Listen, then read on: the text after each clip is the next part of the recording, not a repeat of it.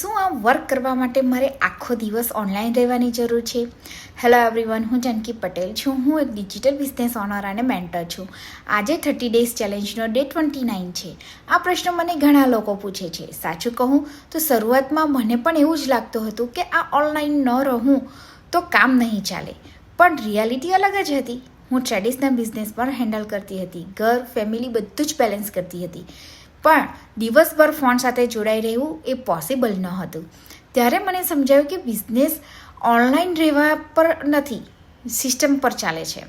Proper guidance, right strategies અને automation હોય તો તમારે 24 કલાક ઓનલાઈન રહેવાની જરૂર નથી.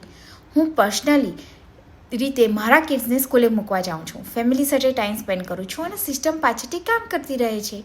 આ ફ્રીડમ માટે જ મેં આ બિઝનેસ પસંદ કર્યું હતું.